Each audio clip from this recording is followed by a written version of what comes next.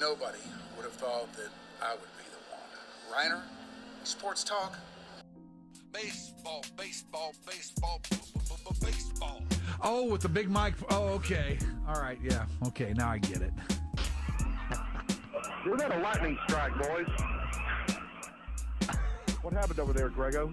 We had a little lightning strike right outside the window.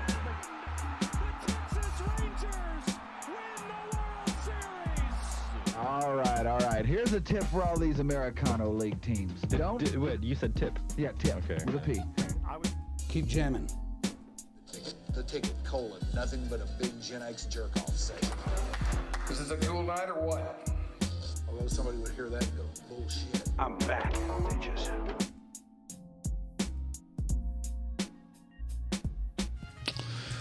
Hey.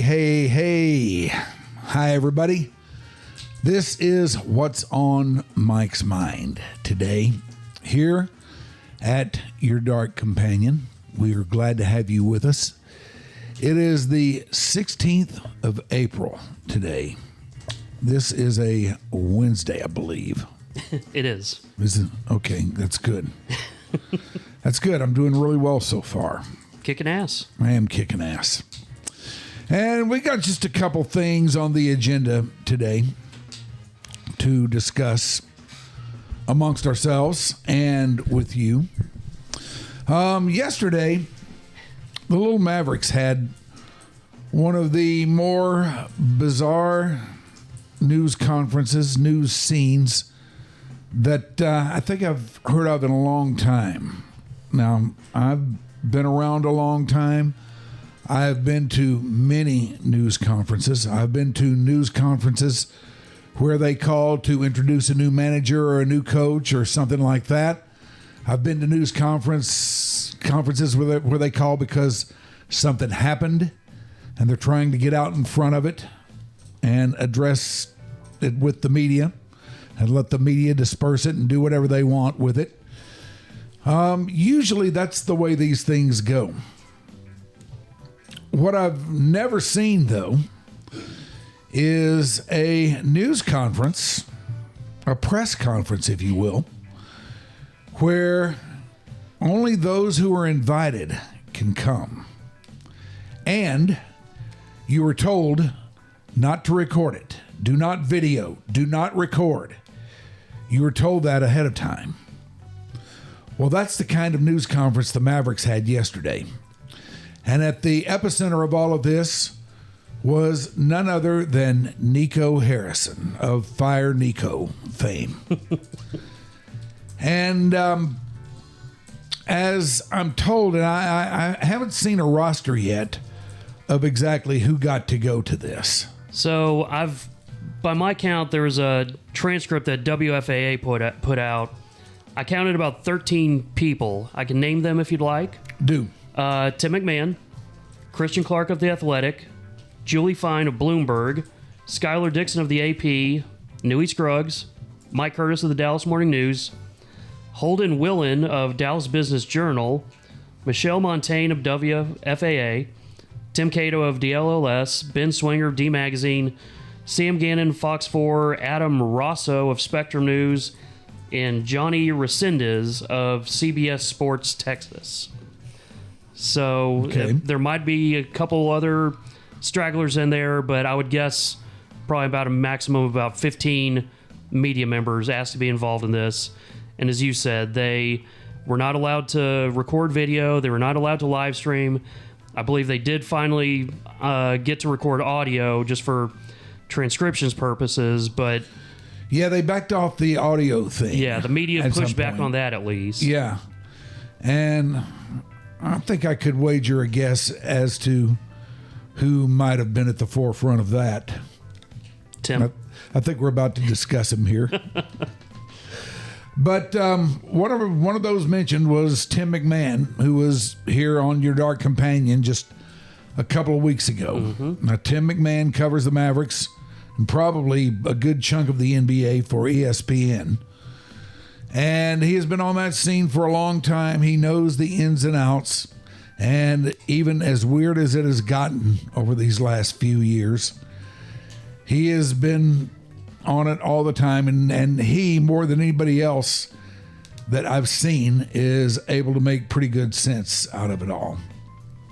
Well, there was a little bit of back and forth between him and Nico Harrison. Yeah, this was, from what I can tell, the first question of the press conference. Like, Rick Welts, who's the CEO, or not the CEO. Yeah, Rick Welts, the Mavericks team president, CEO, whatever he is. The guy that's at the top of the whole thing. Okay, I'm sorry. He is the CEO of the Mavs. Okay. Yeah. All right, well, he was in on this too. Yeah. So he and Nico both kind of made opening statements and then, opened the floor to questions, and Tim McMahon led off, and I believe you're about to read a portion of it. Yes, I am. I was thinking we might have a dramatic reading here. Ooh. Where I would read one, you would read the other. Okay. You want to be Tim McMahon, or do you want me to? I always want to be Tim McMahon. He's so tall. All right, you be Tim McMahon, and I will be Nico Harrison of Fire Nico fame. Okay. Let's see if I can do my best Tim McMahon impression. All right, be serious, because he is will. no bullshit. I know. As you know. In your own words, you created a 3 to 4 year timeline. Okay, I'm not going to do that. In building a finals team, a team that went to the finals last season, you gave up on your first round capital. You gave up your first round capital control of 27, 28, 29, and 30. So 3 to 4 years ends, you're out of your first round draft capital. How is that a logical decision? Explain the logic of that for the long-term best interest of this franchise. Nico, can you repeat that? Tim, 27 to 30, you're out on your first round capital. Your own words, you created a 3 to 4 year time frame. When the credit card bill comes due, that time frame is over. How is that in the best interest of long-term interests of your franchise? And again, 27 to 30, you're out of your capital, you build a finals team doing it, and you traded the guy who led that finals team. How is that in the long-term best interest when he's, at the time, a 25-year-old generational talent who could have a 10 to 12-year runway? He's one of the best players that we've seen. Nico, I keep saying the same thing, but defense wins championships. I believe that we have a championship caliber team, not only for now, but also for the future. Obviously, the future will hold if I'm right or wrong, and ultimately we're going to be held to the standard of wins and losses, and every executive in every field is going to be held to that same standard. Tim, your long-term best interest, though, 25, 26, 27, there's your 3 years. Then you're out your first-round capital. How does that make sense for the franchise? Nico, like I said, we believe in the move we've made. You obviously don't, and that's fine, and you're entitled to your opinions, but we're excited about the future of our team. Tim, it's not what I believe. I'm asking your logic. Nico, again, I think the future will hold. I think once we win, then that will change your mind. Tim, and you didn't believe that the team that went to the finals last year with Luka as a centerpiece could continue to contend for championships. Nico, I'll say this again.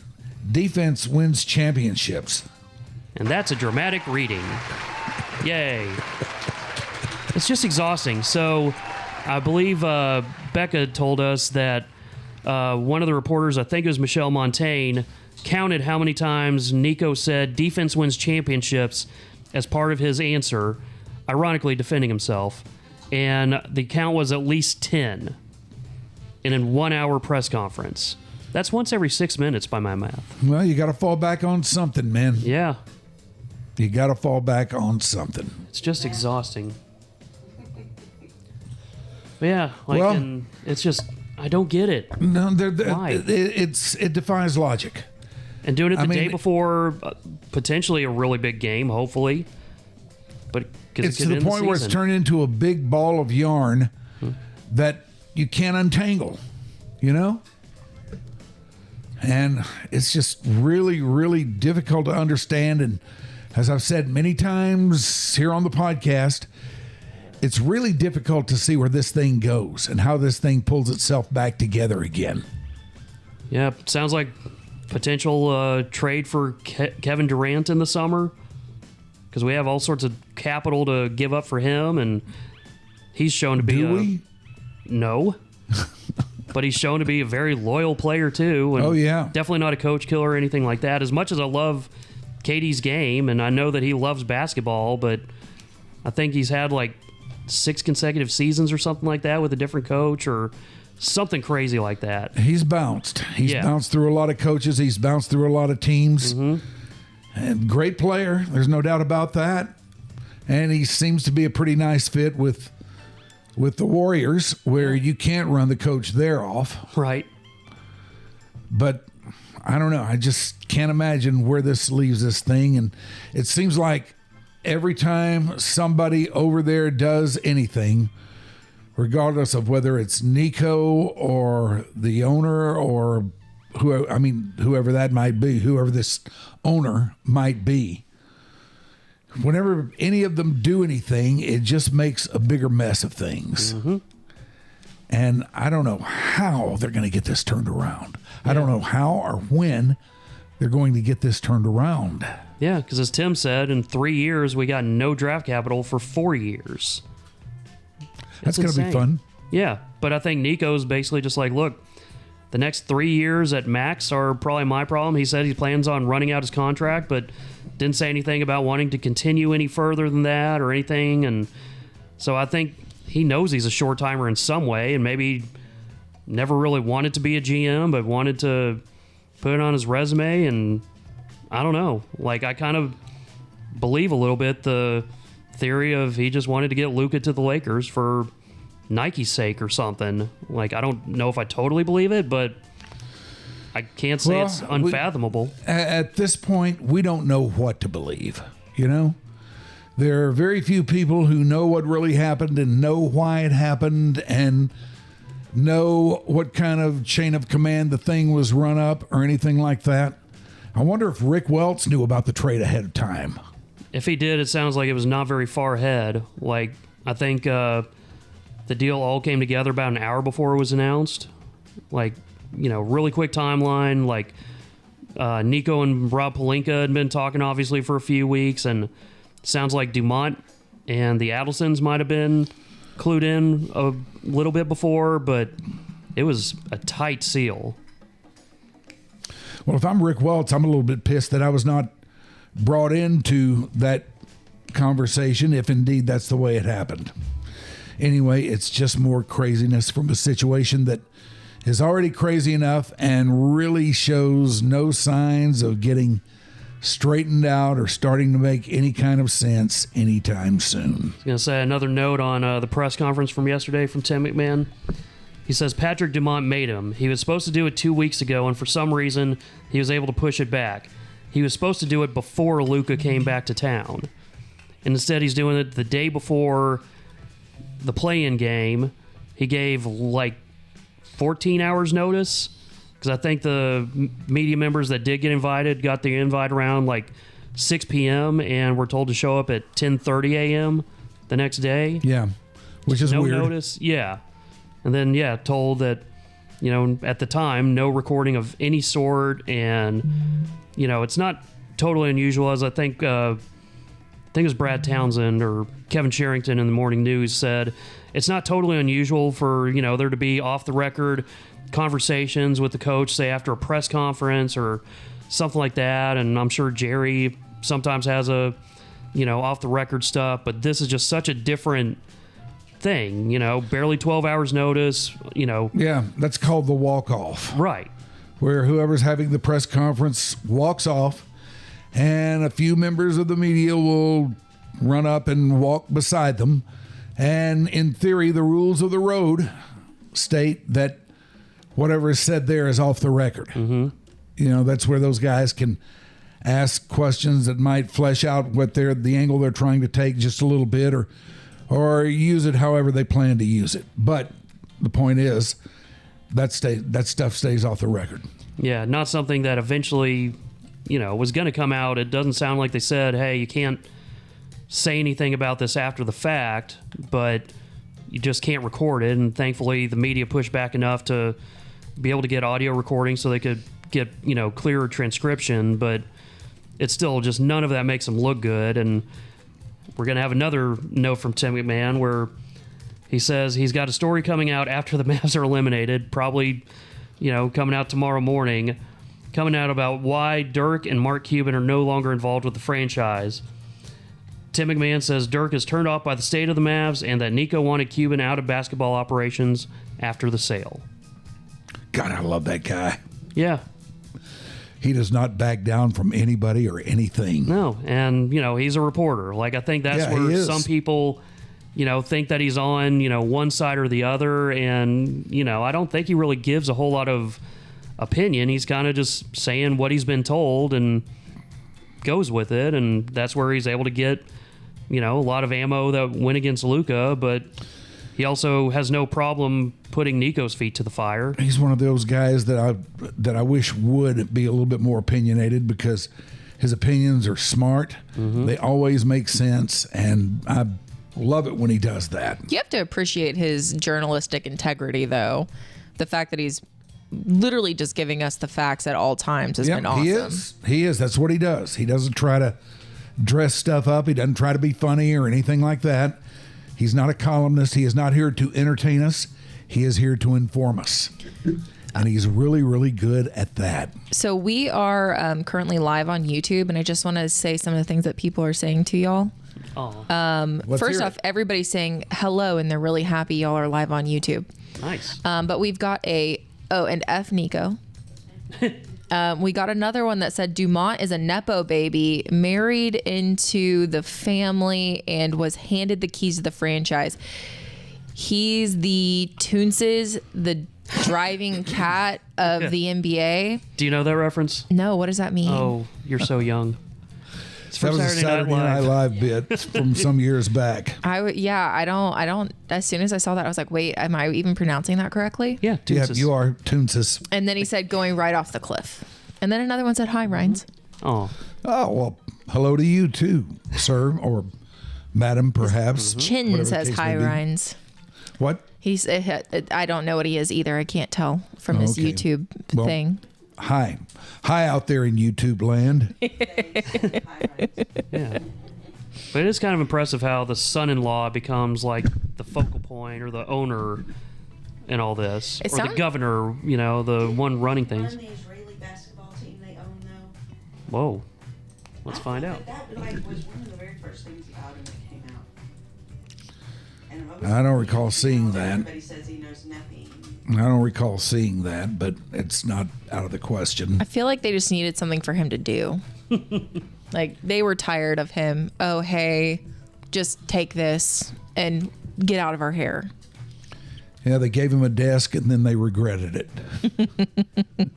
I feel like that's a very Nepo baby thing. Around. Also, played a pivotal role in thawing relations between the NBA and China, which frayed following Houston Rockets general manager Daryl Morey tweeting in support of the 2019-2020 Hong Kong protests. Dumont announced the NBA China games to be held at the Venetian Arena in Macau in October 2025, but I'm not seeing anything about Israeli basketball. But I know he played as a kid. Like, I think Rick Welts even said something like, Patrick Dumont loves basketball. He might not look like it, but he played basketball as a kid. He sure doesn't look like it. Do you like teachers, Shoopy? I do. I like education. Did you have any teachers that you liked? Yeah. Had one actually. His name was Mr. Garrison, and that was a fun time to have a teacher named Mr. Garrison because South Park had just gotten popular, and there's a teacher on there named Mr. Garrison, but he was awesome. Got pretty lucky with teachers over my years, but he stood out a lot. And he was also Big P1. Still is, in fact. Oh, he was? Yeah. And now he's like the principal of the damn school at Jesuit. Well, shout out to Mr. Garrison then, if he's by the channel for this, looking at what one of his probably proudest proteges is up to these days. I think he's happy to know me, but I'm not sure if he's proud of me. I'm proud of you, Shoopy. My parents say the same thing about me, man. Well, I came up with this story on BuzzFeed today about teachers. It's what 16 teachers from Reddit shared when asked, what is a secret you don't want your students to know? You want to trade off on this? They're all alcoholics? That's part of it. I'll tell you what. I got this. I just want you all to react, okay? Yes. Even better. Can't wait. Okay, here's answer number 1 from teacher number 1. I've banged one of their moms. I've also changed answers on entrance exams to help the kids get into our private school. Cool. Nice. At least it was the mom. And only one. So, it's not a pattern or anything. Were any of you ever around or something that was rumored to be going on like that? In college, totally. Not in high school. I got some great college stories. And I feel like there's always the rumor of a certain teacher that got around or whatever, but I never heard any or was made aware of any confirmations of anything happening. I think it was just horny kids making. We had that going on themselves. when I was in grade school, for crying out loud. So we had a really hot Spanish teacher, like a really hot Spanish teacher. That there were a guy or woman? She was a girl. Ooh. She also was a softball coach, and there were rumors that went around about her, but she was great personally. But there were definitely some ones. All right, here's teacher confession number 2.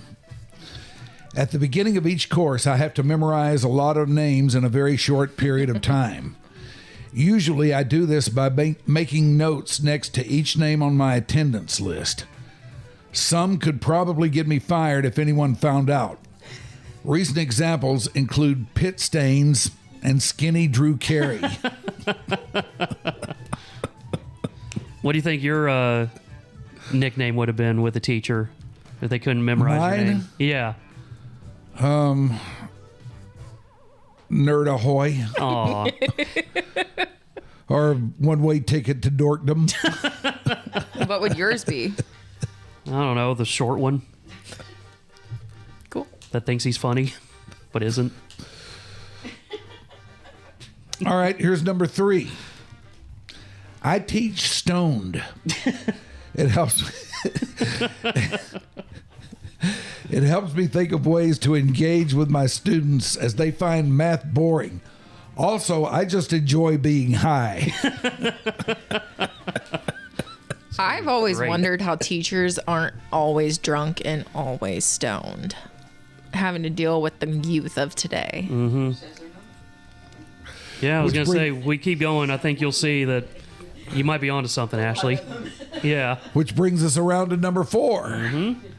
I grade drunk all the time. Did you ever suspect teachers grading drunk?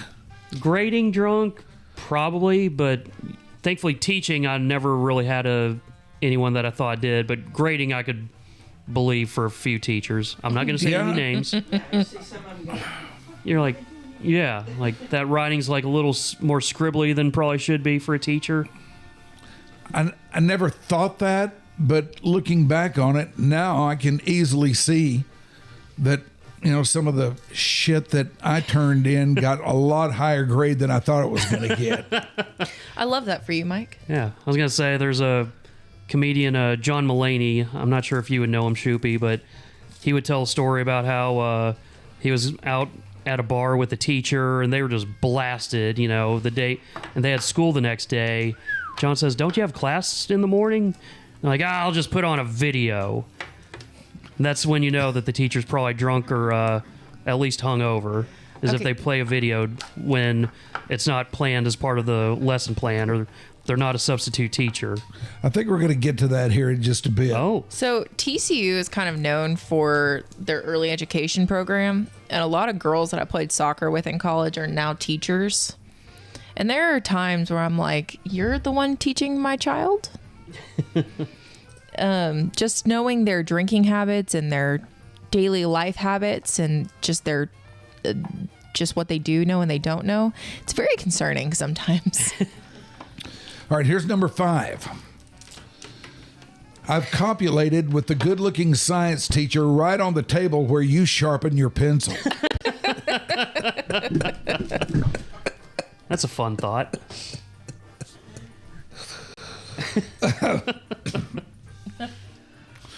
Number 6. I don't grade any of my students' final exams. I just give them whatever grade they have in class at that point. I feel like that would be noticeable after a while. That's a pretty kinda easy shitty. pattern to pick up. Like, you got a 82 in class and you get an 82 on your exam. Like, come on. At least be a little creative with grading. I know a child who used to do the math and skate. Sorry. I know a child who used to do the math, skate through the entire semester, but know exactly what he had to get on that final exam. So he would know. He'd be like, oh, no, I passed that exam where I needed to. That's kind of awesome. Oh, I wish I was that smart. Well, But I wasn't. All right, number 7. Math professor. I love it when you leave answers blank or show very little supporting work. I hate when you write me a huge page explaining your thought process. So, in other words, what he's saying there is, don't tell me about the pain, just show me the baby. I'm cool with that. Yeah, I am too. Don't all teachers want you to show them, like math teachers, they want you to show you every bit of work that you got to the process of it? They do it to themselves. They need evidence to make sure that they know that you're paying attention in their class. You know, they that's something that they need to know. Yeah. And they need evidence of this. All right, number 8.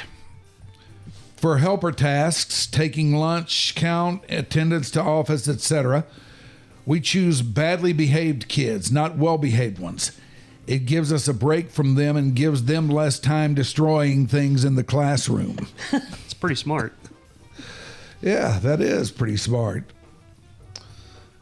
Number 9. Before I started dating their French teacher, I was hooking up with their math teacher. A year before that, I was with their 6th grade teacher. is this confessions of the teachers or confessions of their moms and dads? No, this is the confessions of the teachers. Yeah. I love it. Yeah, it sounds like there's a lot of teacher flagrante delicto going Apparently. around. Oh, for sure. They like to do it. In Number the 10. classroom, obviously. At the last staff party, we all drank so much homemade tequila and got so drunk we all passed out. I lecture about how bad drugs are, but I've tried most of them. There are many things I don't want them to know.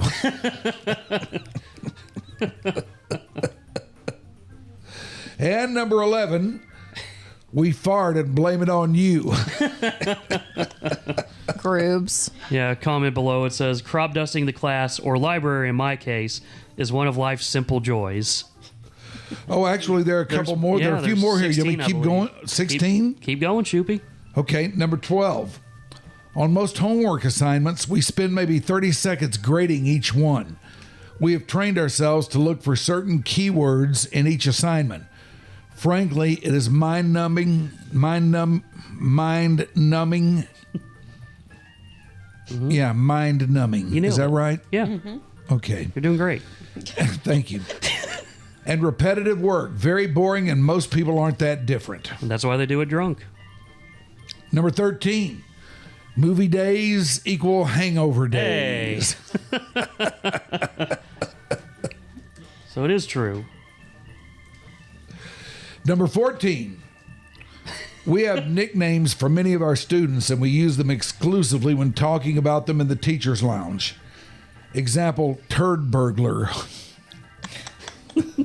Where did that come up from? What a great nickname. I don't know.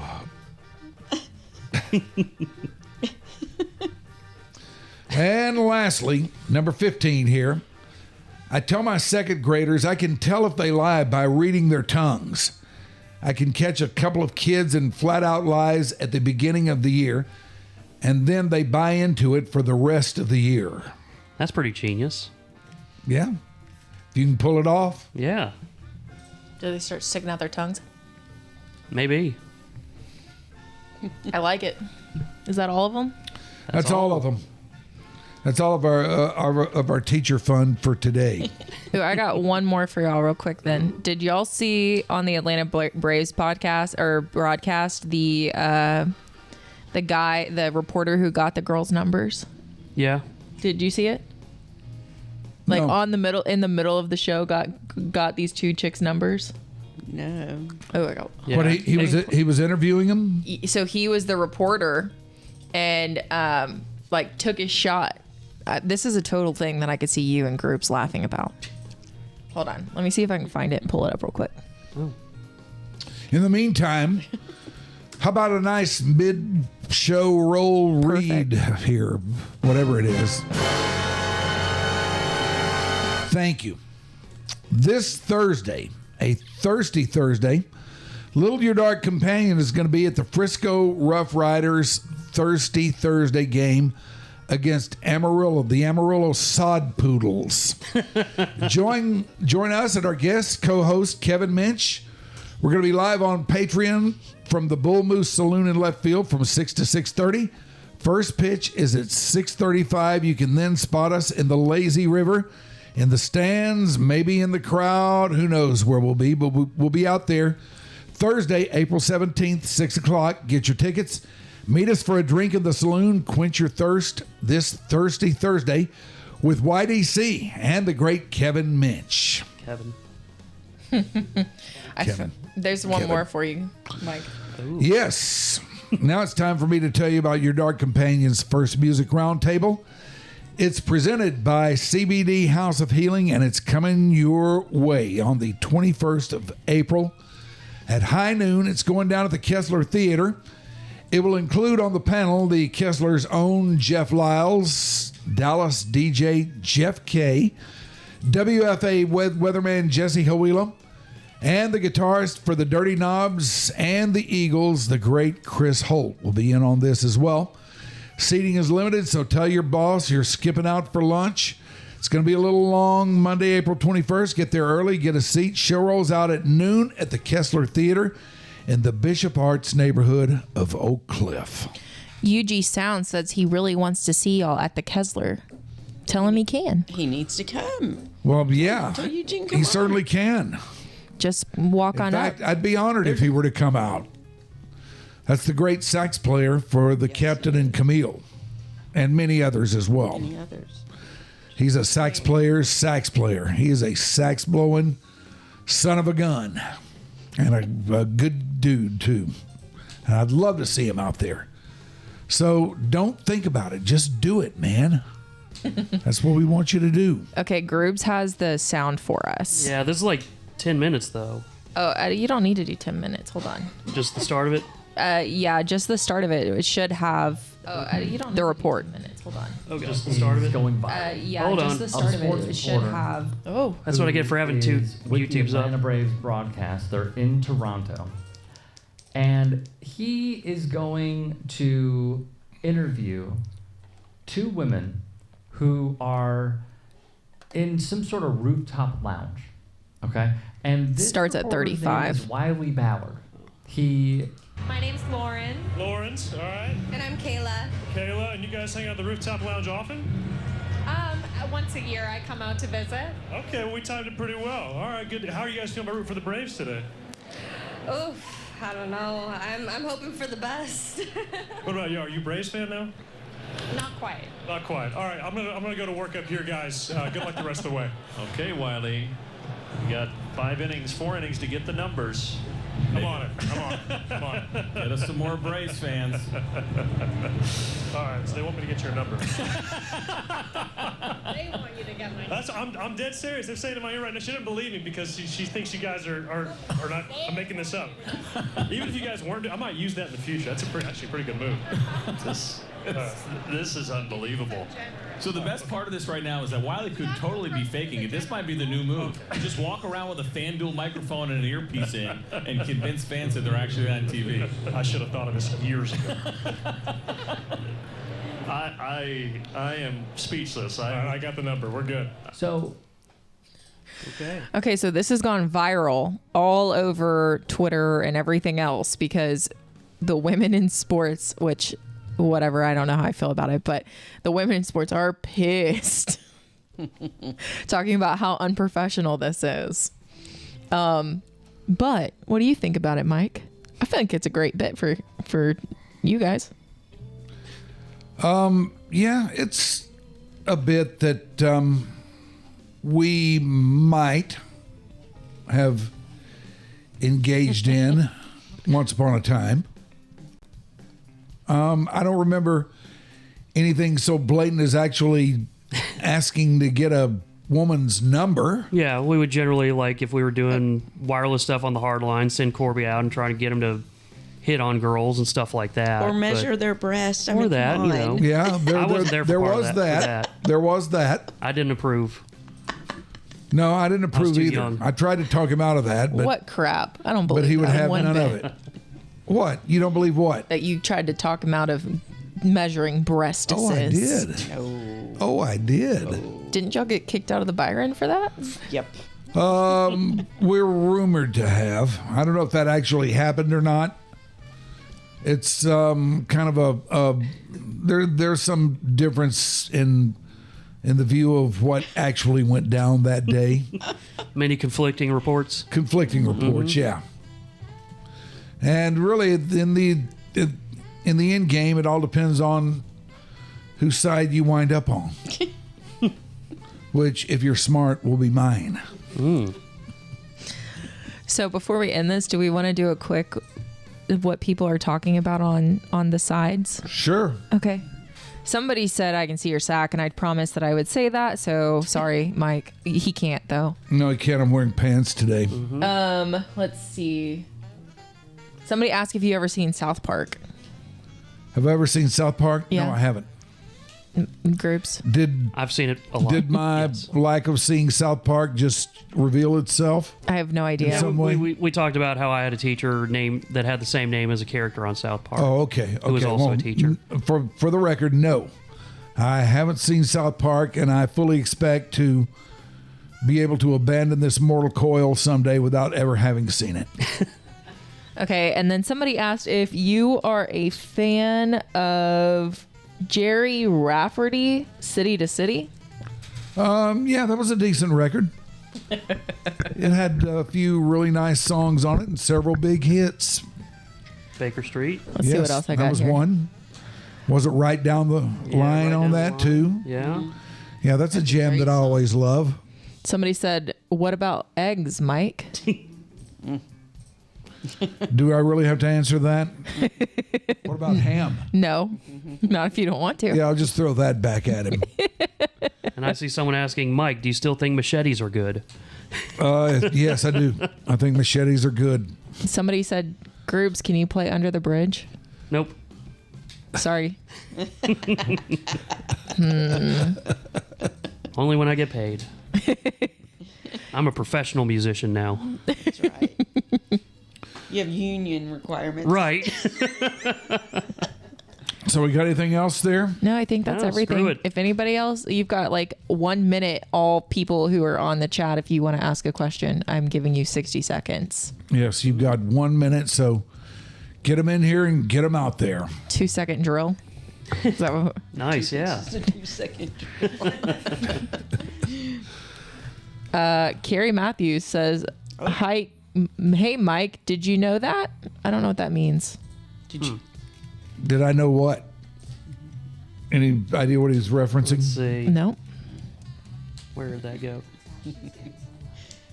Somebody says, "Shout out to the great Nino Tempo sax player." That's also from Huge. He said he died today at 90. Oh, no. Somebody said, "When's the next live stream? We love seeing you all." Tell them about tomorrow, Mike. Mm. We will be at Rough Riders. Well, We will be streaming live. all right, then let me get the copy up here again. Somebody asked if you had heard of the Nino. I don't know what that. Grooves, you're gonna have to help me with that. Nino Betancourt. I don't know. Nino Niederreiter. It says Tempo SX player. I don't know. No, there's not a sax player named Nino that's coming to mind right now. Nino Tempo and April Stevens. That's not them. That does not seem to be. The Wrecking Crew. Oh, the Wrecking Crew. The song is called Deep Purple. Yes, this song was popular when I was like, I think 11 or 12. Okay. He said that's him. Nino Tempo of the Wrecking Crew. He died today. Oh, he did? Thanks, Becca, for being the fact checker because I have no clue what's going on. Okay, that's one of the guy. That's the guy singing on this. There's a girl and a guy. God, I didn't know he was part of the Wrecking Crew, though. Ooh, we learned something new today.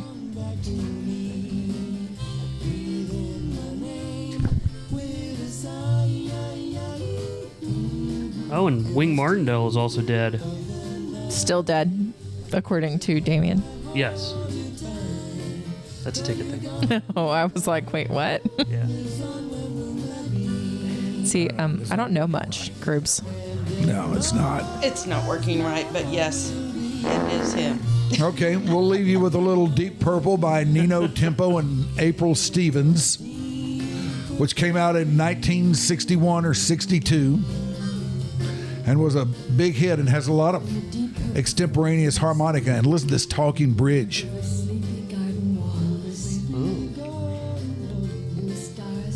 That looks like 1964. 64? Damn. In the mist of a memory, you wander back to me. You wander back to me. With a sigh.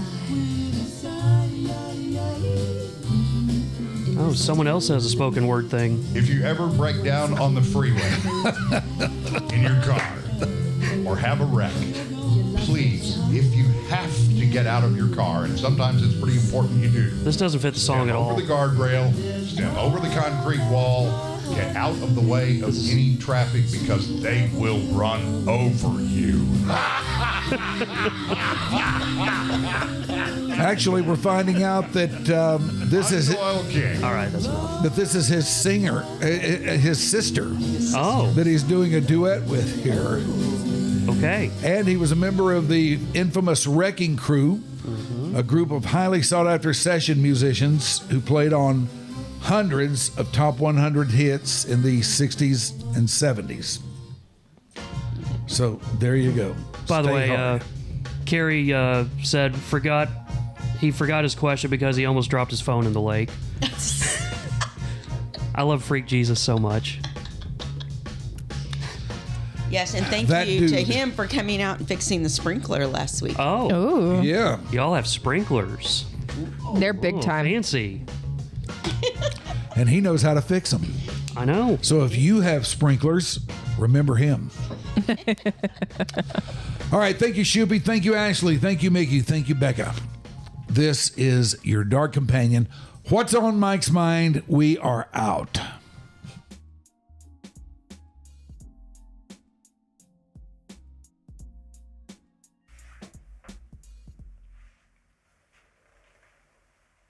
All right.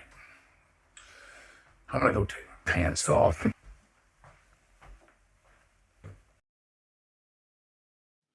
Your Dark Companion is a Stolen Water Media presentation.